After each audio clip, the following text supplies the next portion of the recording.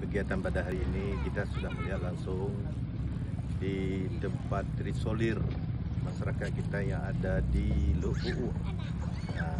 Kemudian sekarang di Ulai Lebih Barat, juga di pesisir mulai Ulai Lebih Barat, Kecamatan Serudul, Lukuu, kemudian Lapang di Kuala Cangkoi, kemudian Dewantara dan Muara Batu.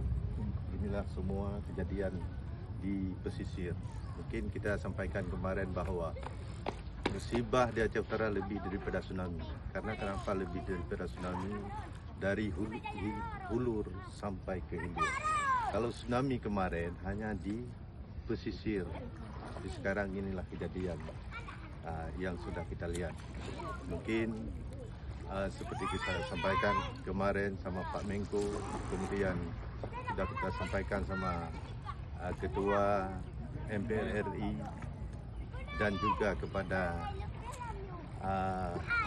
DPR RI. Ini sudah kita sampaikan semua data-data musibah bencana di Aceh Utara. Mungkin demikian, terima kasih. Mohon sangat bantuan dari pemerintah pusat, karena kami pemerintah daerah tidak sanggup.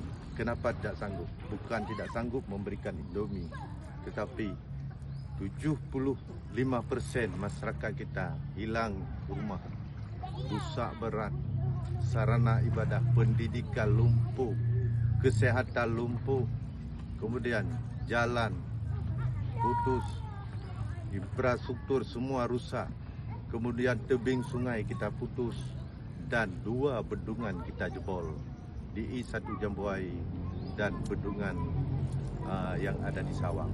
Mungkin demikian harapan penuh kepada pemerintah pusat agar melihat langsung, membuka mata terhadap pembangunan yang ada di Aceh Utara.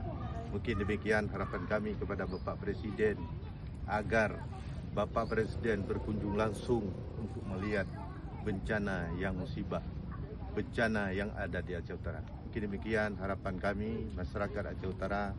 Lebih dan kurang kami mohon maaf. Terima kasih.